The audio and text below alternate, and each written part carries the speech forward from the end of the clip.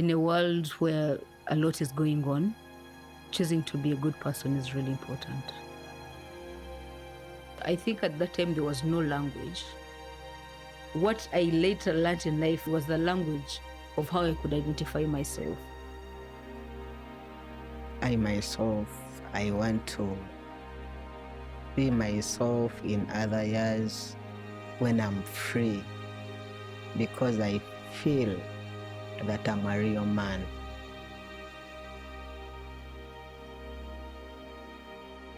I don't want to transition because I want to be someone different.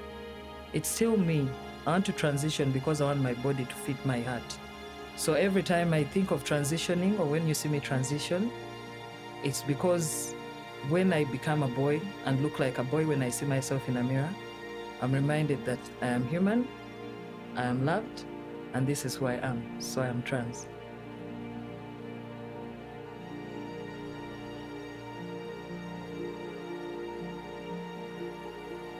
I am worthy, I am loved, I am me, and you can never erase me. I am unique. I have been called all sorts of names.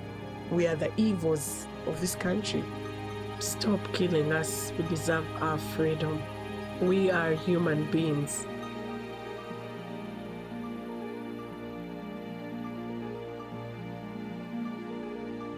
I have the right to be here just like you do, just like anybody else.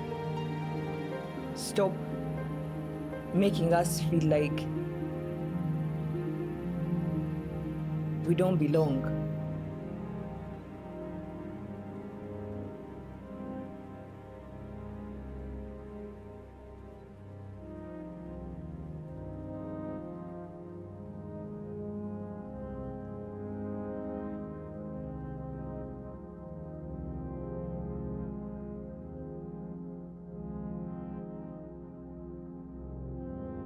What makes me want to participate in this film is, just like I said, we need to put our voices more out there. There is a lot of narratives that have been told on our behalf, and I think it's important to have our own narrative being told by ourselves in maybe the best, not probably the best now we know how, but the best available avenues that that we can tell them. So my participation mostly is to increase visibility about our own existence, and also call for solidarity around from anybody who will watch this movie about, and share about the things, that the challenges that we're going on as experiencing as a community, but also our resilience, to share that some of us are still here, we're here, we're still trying to navigate whatever challenges that are within our community. You will only, I would say this, if you don't want to be at war with the community, you don't have to tell them you're queer in Uganda. You just need to tell them, I'm like that. They will be comfortable with you being masculine presenting until you say I'm queer. So people will relate with you, will assume, okay, maybe they play football, maybe they do this, maybe they were born with boys, maybe they will have their thoughts and they will be at peace with you. You will greet them every morning. Some will call themselves your friends. They'll treat you well. But when someone comes out and says this person is queer, then suddenly it's a war. Because then they're saying, okay, they're going to initiate our kids. They're going to spoil our kids. They're going to sodomize our kids. And they have so many myths around this whole thing. So I feel in Uganda, if you do not confirm to them that I am, most of them hold their peace. What I would love to ask or beg other people who probably feel like being gay is wrong, yeah? I want you to know that it is not a choice.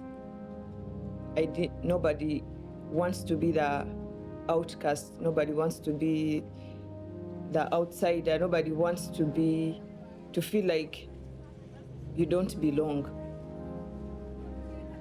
No one can choose to be gay in Uganda by choice. With everything that you're most likely going to face with how the society is going to treat you. Some families are accepting, but unfortunately not all. Like 99% of them are not. So it is not a choice.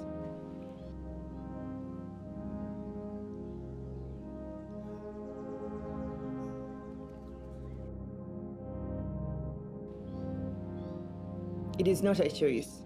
And you saying no or treating a gay person poorly or any other person in the LGBTQIA plus community poorly just because they are in the community, it's unfair, it is wrong, and you're not being considerate. And this is our world, it's all ours. It's not just yours because of your sexuality. And I'm begging you to stop taking that away from us. Stop making us feel like we don't belong. Stop making us feel like we are in your space, taking up your spaces, because it's not your space. We found this world here and we're all gonna leave it here. So by you telling me who you want to be here or who's not supposed to be here, it's like you're taking ownership of the world. It's like you're saying the world is yours. And then you get to choose who comes and stays in the world. And that is not okay.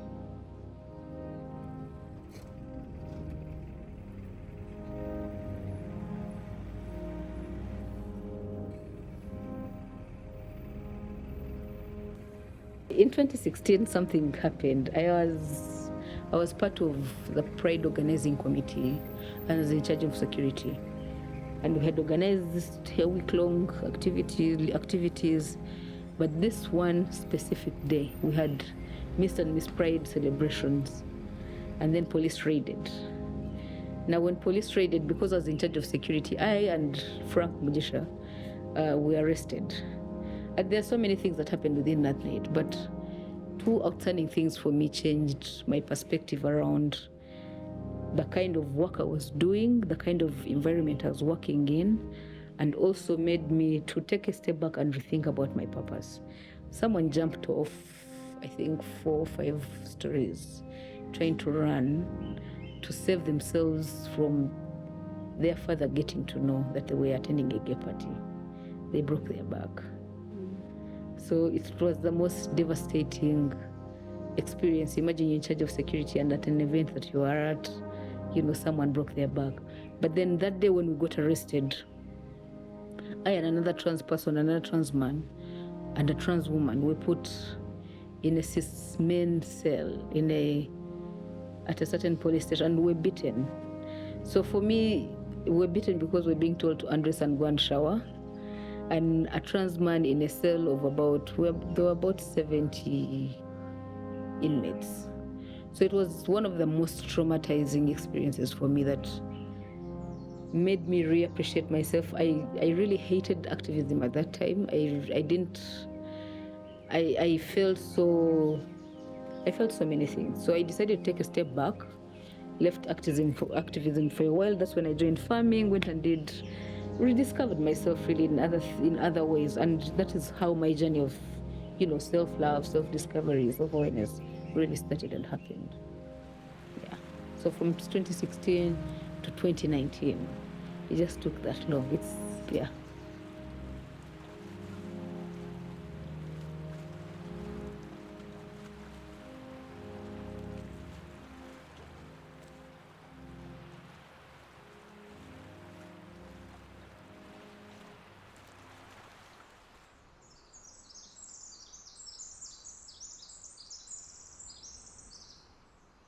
My name is Agid. I go by Agid Net Harmon. East Africa's first openly trans pastor. I'm a trans woman. It's basically a queer church It's an inclusive church, so we don't think about religion because we all worship one God. We don't care about Methodists, Christianity, all that. We're just Christians that want to come and fellowship and talk to God. That the churches that we are being educated by the church. So yeah, that's the whole instance of the church. Personally, right now, I've had my share of what suffering is. I don't think there's something new that's going to happen to me that hasn't yet happened, because currently, as I'm speaking, I had a pet that was poisoned just because I'm queer, and why am I having a dog? I've been evicted. I've been sexually harassed. So I've gone through a lot. So right now I have nothing to lose. All I have to do is just use my voice and encourage other people just to live authentic and be proud of who they are, just not to be silenced.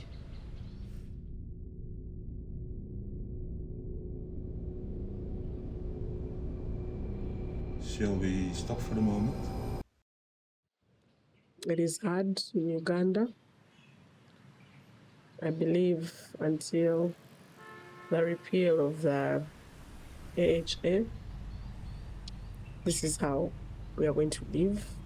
However, we don't intend to conform to societal demands, because this is us, this is who we are.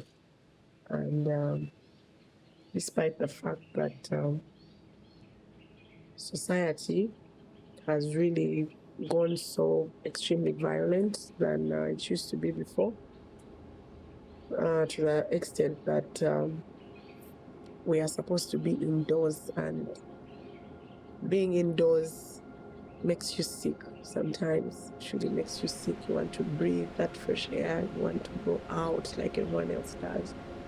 But most of these things, we've been deprived of them.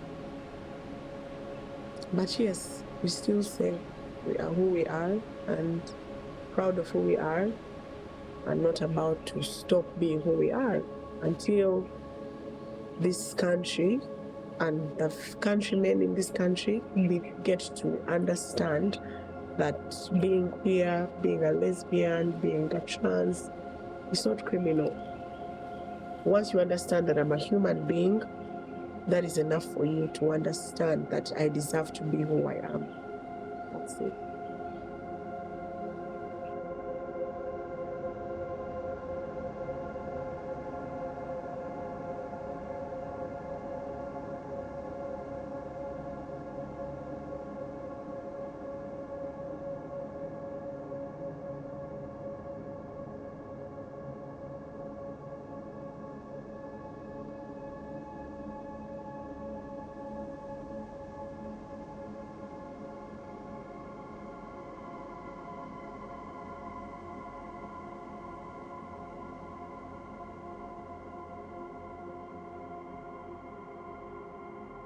Maybe you should go first. I should go first. Just my name.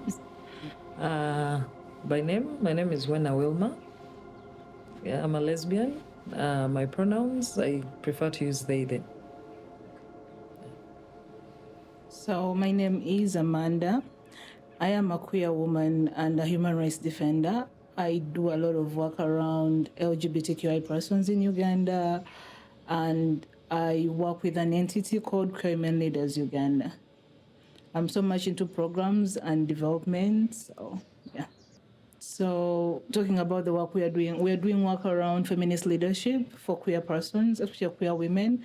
We work with women in all their diversities, queer sex workers, transgender women and transgender men, LBQ women, women HRDs who are living with disability, and LBQ women living with disability. So we actually encompass all diversities of women in their own speciality and uniqueness.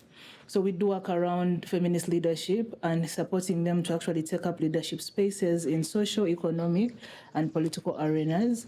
And then we're also doing work around SRHR advocacy and policy influencing, where we come up with policy briefs and policy papers, we give them to government to actually think through what decisions they have made and how they affect us as minority and marginalized women. And then also we do mental health and psychosocial supports, which is a holistic healing approach towards wellness for LGBTQI persons. I'm also working with queer women leaders. Basically, I'm in the finance department. Okay. However, once in a while, I engage in most of the activities that we do. I attend the leadership institutions. We've been doing activities with digital safety and security recently, funded by APC. And what is I think we came up with a Safe Sisters program where we could actually train LBQ women in rural and like peri-urban areas to train them on how to be safe online amid this crisis, because now we can't convene as a community. We can't come together in person, so now we are doing a lot of convening online, or we are doing a lot of activism online. So we came up with this program to actually now train LBQ women to go and train other LBQ women, because we don't have money to train as many, to actually go out there and train others on how to keep safe online. So as if in case of anything, you're not arrested because you're doing activism online or you're doing something queer online in Uganda. Because if that happens, you're actually arrested for homosexuality or promotion of homosexuality. So additionally, we did a little bit on studying about the law, teaching others about the AHA law, the Anti-Homosexuality Act, what things would put them in trouble, I would say, but also how best to keep safe amidst the crisis.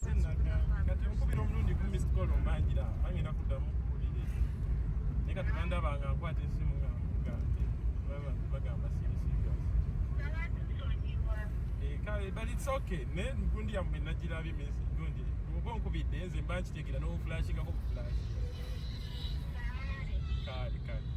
I'm by name's Ruth Ruvega. I'm a transgender man.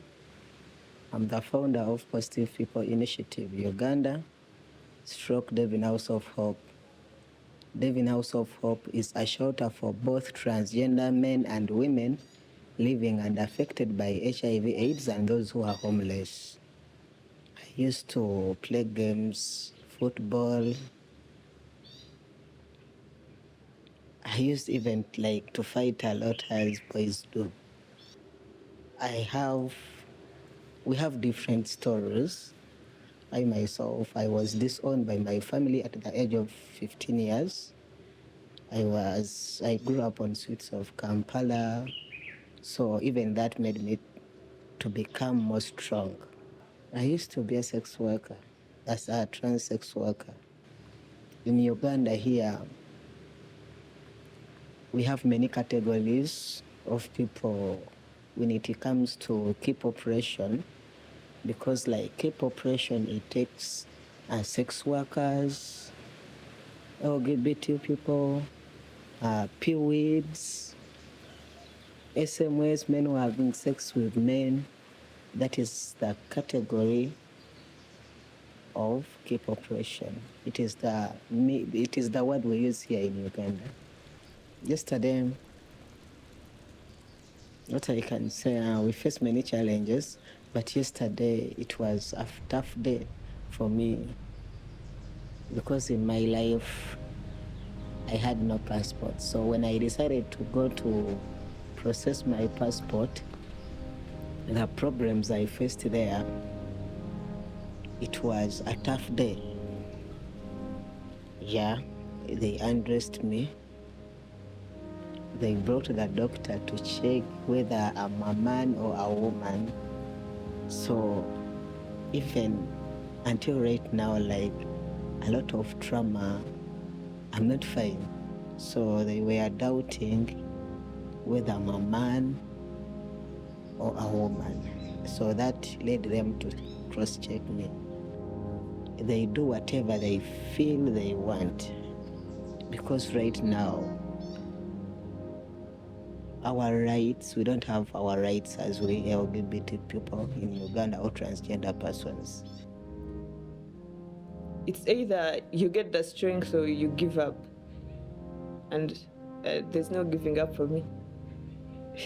I refuse to give up. Even when days I feel like I can't get out of bed because it is difficult, I am always hoping for a better tomorrow. So I tell myself it will get better. it will get easier. I'll go through this, and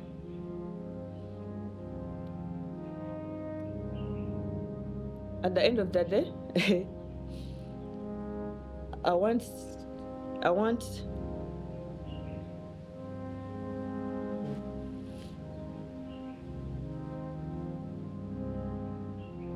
gay people in Uganda, or people in the world, to know that it gets better. It will get better, at least to hope that it will get better, because we are not gonna give up. We can't give up, and we have to fight for a world that we want.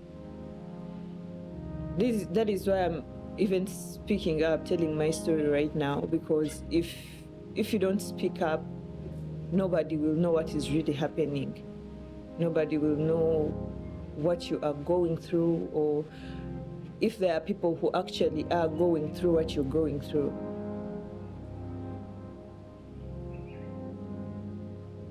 So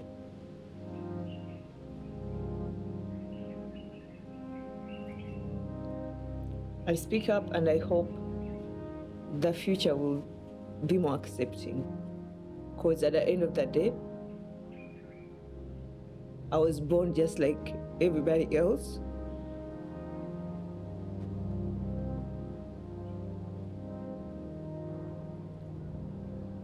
And I deserve the rights that everybody else has.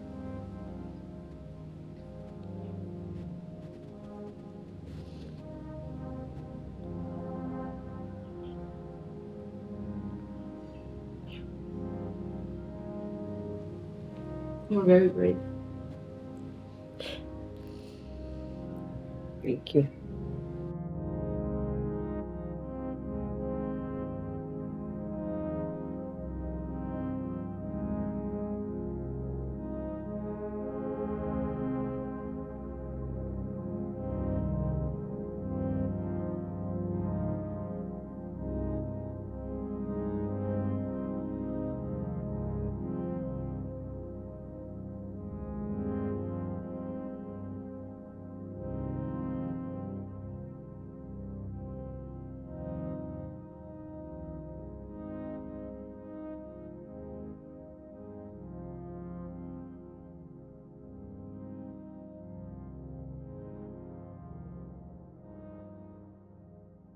I think we have a lot of denial happening around.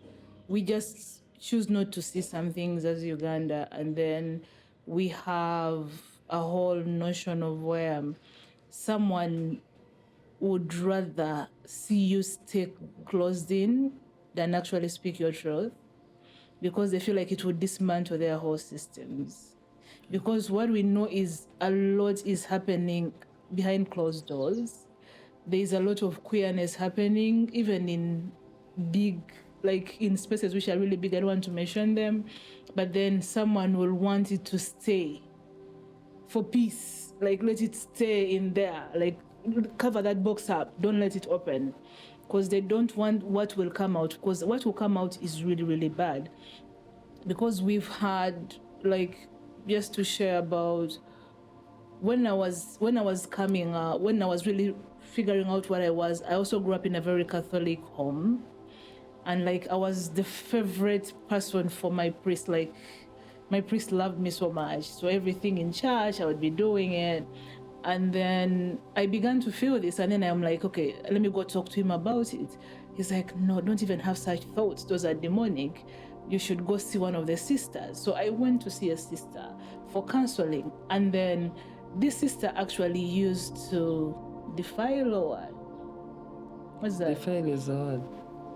Yeah, used to defile me. Yeah. Sexually.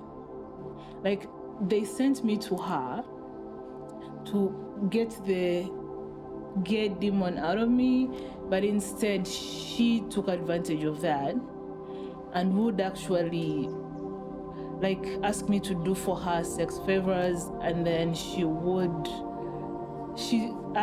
actually she's the first woman I actually slept with. And then she would tell you, don't tell the priest, don't tell anyone. So you're young, you're confused about what you want, you don't even know who you are at that moment. The priest is preaching in church and saying, this is demonic, you're going to hell. And then the sisters who are already in the system are doing this. And of course, I was a teenager, so I was excited, and it was like a new thing for me.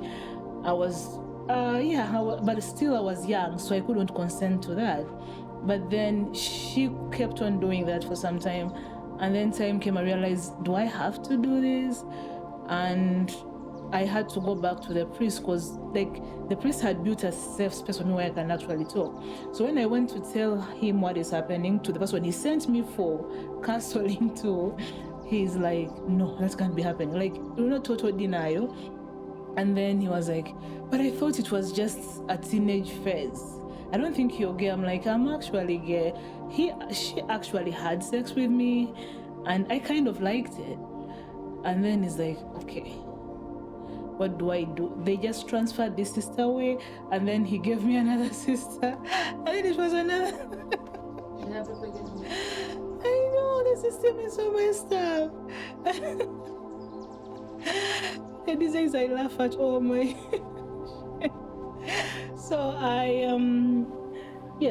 of course, later when I realized I need to step out of church, because like it's not helping me. And then why I actually joined activism was I realized these people are actually acting dumb, yet they know things are happening, and then they are covering up a lot of bad things, and they're letting it slide. So my like the activism I've done so far, there is a lot of like dismantling systems. I went back to the church and I told the priest, if you don't stop preaching about how homosexuality is bad, I am going to go and do a documentary about how your sisters used to fuck me when I was 16. And then, was that threatening? I think. So he stopped actually preaching about that. Like he tried to dodge that for some time. And then later on, he actually called me and he's like, I'm sorry about what happened to you. You were someone who was so dear to me. I was in denial. I didn't know. I don't know how he went and reflected. I don't know. But then I realized systems need to be dismantled because there's a lot happening. We're having a lot of very powerful men who are defiling young boys. And then they come in parliament and begin saying, we are the pedophiles because we are gay. They use that like we are spoiling people's children. But then we even have proof of like really powerful men who are bi, who are queer, but then they are too heterosexual for life that they even want to judge people who actually are living their truth. So for me, systems, and then also the fact that we don't have so many of us who are strong enough to be on the front lines. At least one of us has to be on the front lines. And we've had activists who have been there before us, who have done amazing work, who have set ground a bit for us. And it's time for us to also set ground for those who are coming after us.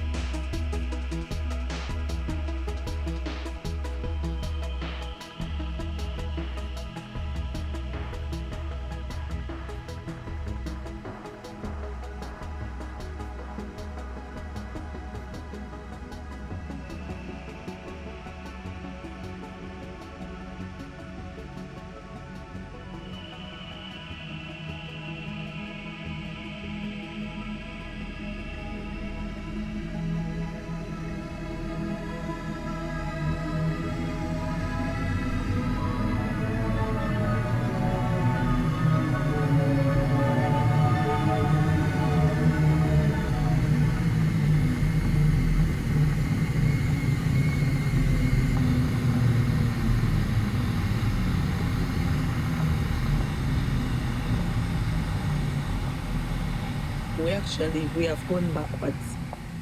Before you can move, you can actually sit somewhere, and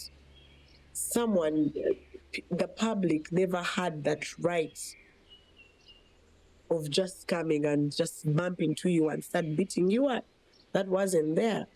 But due to those government sanctions, the public feels they have the mandate to wipe us out, which is not correct. Because if I sit here and I'm probably acting a certain way that you feel is not appropriate, you actually have no more authority whatsoever to come and just start beating me. I've not done anything to you. I deserve to be in the same public space you're in because I'm probably paying for the services that you're, paying for. Right now, we're having issues with it's only, even in the hospitals right now, we know that doctors, it is their mandate to treat each and every patient that comes to the clinic or to the hospital under the oath. They don't have a choice. But currently, after that law, some feel they're not supposed to treat you because you're that, which is very wrong. So since the law came in, it has been way tougher than it always was. Because right now, the perpetrators are never brought to books.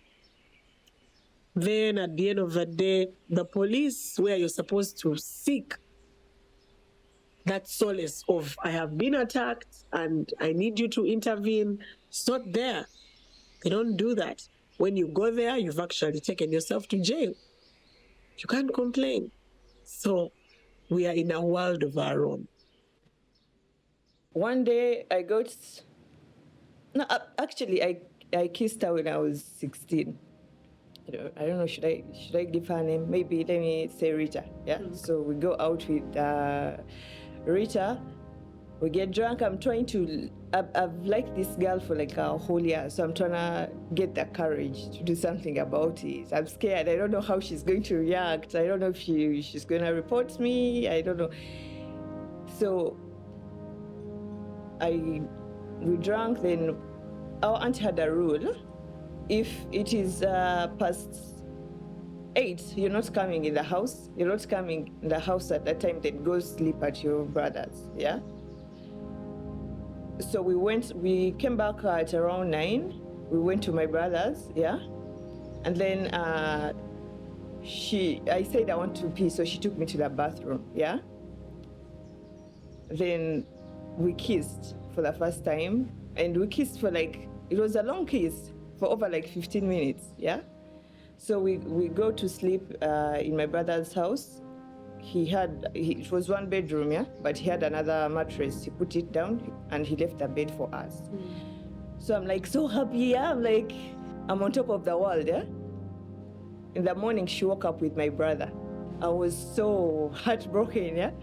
I didn't want to look at women. I didn't want to think about women. I was as it is, I thought I was the only gay person in the whole of Africa, if you will. I didn't even think just Uganda, because even in Kenya, I didn't know any gay person. I didn't know any gay people here, yeah. So I was and I was raised Muslim, from a Muslim family, super religious, and Islam clearly says it's wrong, yeah, to be with. So I'm I was even gonna sin, and maybe God is trying to stop me from by showing me that this girl that I've liked for long is, the day we kiss, she ends up with my brother. They actually have a kid right now, yeah. So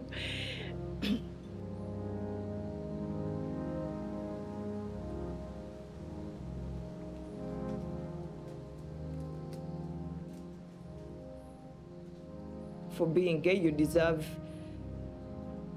to be beaten up like a man, because why are you dressing up like one? That's what they'll say. Even when you're just walking, you hear people talking, saying words that you just ignore and choose to go on with your day.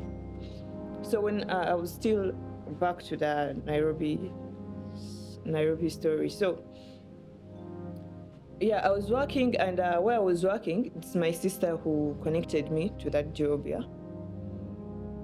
So one time, I posted my girlfriend, and she was giving me a pic, yeah, on the cheek. So I posted, yeah, and I have, when you have WhatsApp and you exclude other people, yeah, from seeing your stories. So I excluded everybody that I thought would be a problem, and only the people that knew, I left them to view my status. And one of those people took screenshots of that, and she showed it to my siblings, showed it to my sister, showed it to my whole family. And just like that, one day, it was a normal day. Then I wake up with like 1,000 messages on my phone, and phone calls. My phone is buzzing. I'm like, what is happening? Did something happen? Because just to find out now, everybody knows, yeah? Everybody knows that I'm gay, and my sister told me, now that, because we're working in the same place, she said, I'm embarrassing her, and she's ashamed, and she just give me a minute. Yeah. So I lost my job, I lost the house because I couldn't pay rent, of course. My whole family just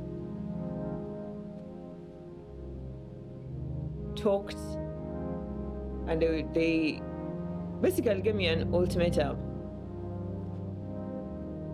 It's either you're gay, or you're part of the family, and you're not gay. So you decide. I'd already been in the closet for long, and I was like, now that they know. And if me being gay, that meant that I'm not going to be a part of my family like that anymore. It was difficult. It is still very difficult, especially on days like on holidays when you're supposed to be with your family and people with their families, and you're not even getting a text from any of them. Like, it's really difficult. It makes you feel like you're alone. Like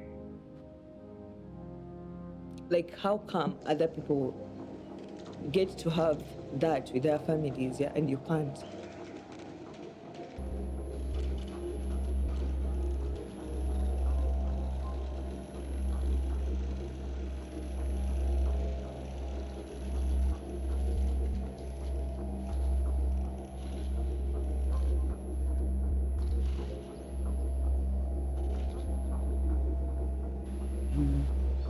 Like recently, like I think I've had a pet for, let me say, it's now 4 months.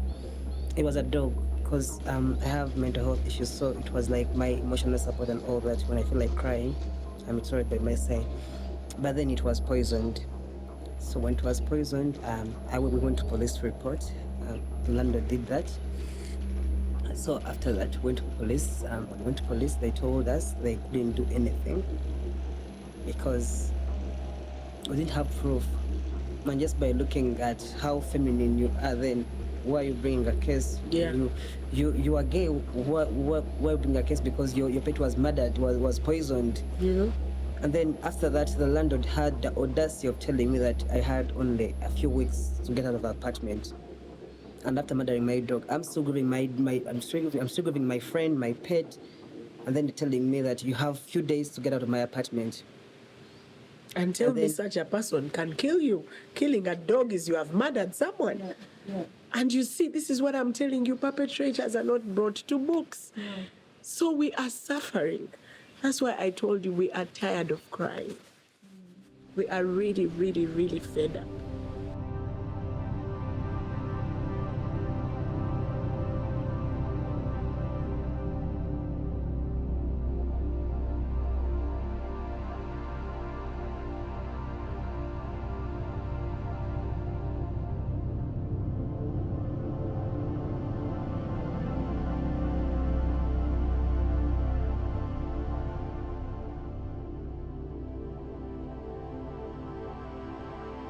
people should stop looking at queer people as, as just sex toys or sex objects, and they should get to know them well, what they're capable of doing, what their capabilities, because if only we're given a chance and express how good we are at different things.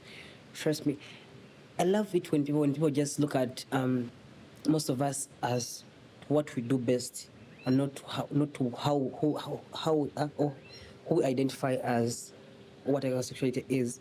Just look at how good we are at what we do at different worlds, maybe limit fashion and design, politics, all that. Just give these kids a chance. Being queer doesn't make me let me say, doesn't stop me from achieving anything else. Doesn't stop me from doing anything else, because it is just, I am as normal as anyone else. We do bleed. We do the very same things. So we should be given a chance to do what we do best in different capacities. Because most times people just look at us and be like, "You are gay. You can't do this." They just look at you and then their minds go directly to the intimacy. That's why I say the minds go. Look at me, and then that trans woman, when she's speaking, I feel inspired. I feel moved. When that gay man stands up, when he begs, his kicks are the best. When he does this, his are the best. When they do this, theirs are the best. Don't look at how I identify, but look at what I bring to the table. How good am I at my work? How good am I at my job? You buying things from my shop or my supermarket won't make you queer or anything. I'm also trying to make a living like anyone else. So let us not look at people because they are queer or they identify different, that they are incapable or they can't do anything. They are more than capable. Trust me, if people with this if most people are given a chance, trust me, I think in some years to come we would even have a trans president. Because these people are very capable as anyone else. But then, because you identify differently, or you're just feminine, or you're just sissy, you're expelled from school, you're not allowed to go back to school, you're not allowed to, you're cut off some things because of how you look like, even without serious that you are queer or trans, but just because of how you look like. You are very feminine. That is enough for people to say you are gay. That is just enough for them. So how I wish people would just stop looking at feminism, how people are very feminine and how people look like, how people dress like, and give people a chance to see how productive they are, so they can say. Well, my message would be, let's keep the faith. Let us stand strong. Let us keep in solidarity. Of course, we can't reach each and everyone, but through this documentary, for me, it's to the mothers. It's never easy, and I think it shall never be easy. But it is always one step at a time. But for as long as you keep strong and keep being you, keep loving you, because self-love conquers it all. I mean, once you love yourself, then at the end of the day, you'll extend that same love to others and ignore the ones who feel you don't belong, you're not supposed to be anything. Just keep going. Resilience and solidarity. What are my dreams? My dreams are to create like an eco-village that has land for people to grow food, because food security is a very apparent issue in our community. And also nutritious foods, because we have people who are living with HIV, who are taking terminal illness drugs, and without, support systems of care. So basically a community care project that can solve things like around homelessness, things around creating job opportunities. Also, access to land as Africans is a very important thing. And why we keep being evicted and being, I started a garden, I couldn't, watch it become anything before I was evicted, got a place that I cannot do any gardening in. So just thinking of how do we sustainably solve some of these things. So for me, I believe maybe communal property ownership could be one of those things where we have communal land. If someone has capacity to maybe build a house, they can come and build a house and live without, having to experience the hate out there. Or we have shelter programs within the community. How about if we can build decent housing projects where people who have can't afford, can come live in these houses but also have a job in this space. So instead of people paying for rent, they pay in labor and work on the land, and we and also using that. My intention is to also use that as a form of community of social integration, because one of the challenges why we are in this situation is people's mind, the general public's mindset. How do we change the general public's mindset? It is by us being more communally involved and being more resourceful to the communities that we live in. So the ideas, my dream is if we could have an eco village that one creates jobs, creates opportunities, creates a safe space, but also becomes a place where I'm a permaculture designer. How do we also grow organic food? How do we create maybe a learning agriculture center? So things like that. I long for self-sustenance. I long for sustainability and stability, and those unfortunately come with economic resources. So it narrows down back to what resources are available that can we tap into to build sustainable and self-sufficient livelihoods. My dream, I've always loved studying. As a child, since I was I do love to learn new things. I go on YouTube and just look at topics and teach myself about things, that have nothing to do with me completely. I could be there and I'm like, but how does maybe accounting look like? So I go on the internet, they show you the modules you're supposed to know. So I go on YouTube and find a module and self-teach myself, And I took myself back, but I only did a diploma. My dream is to one day study and have a PhD. So the moment I get some money like this, I'm going back to school. That's what I do. When I get some money, I go learn something. That's beautiful. That is my dream. And also to have a wife and preferably 2 kids. So I want to build a big home where every transgender person calls that place a home or a safe haven.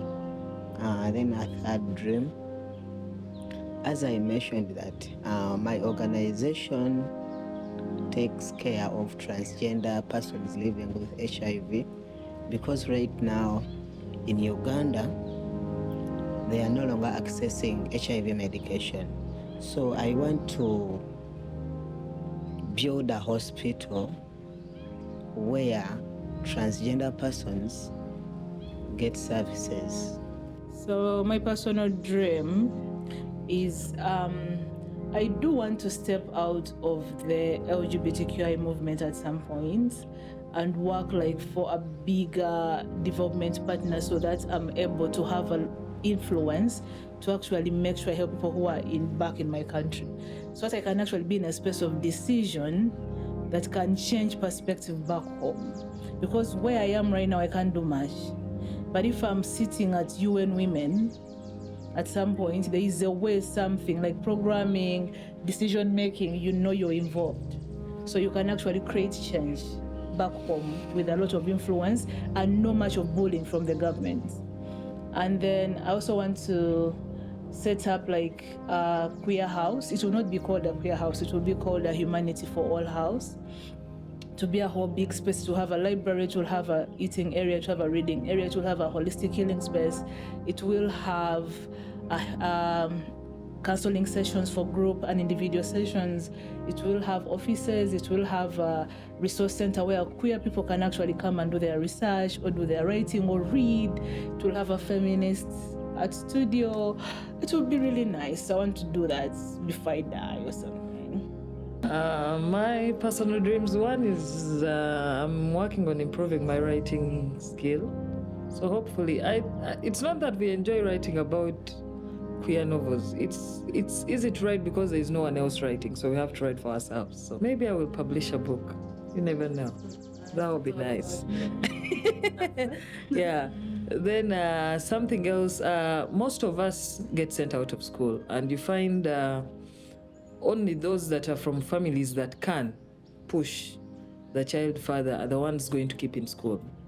And I feel starting up something that would, together with queer women leaders, that would help advance the skills of queer women. Say I've dropped out of school, my parents have disowned me, but at least I can get a skill that can earn me money. Because our biggest crisis is that, yes, we are not wanted in the country in which we were born and should be wanted or accepted. But then the question is, am I able to survive even when I'm not wanted? I want to come up with something like a project that under queer women leaders that measures in that.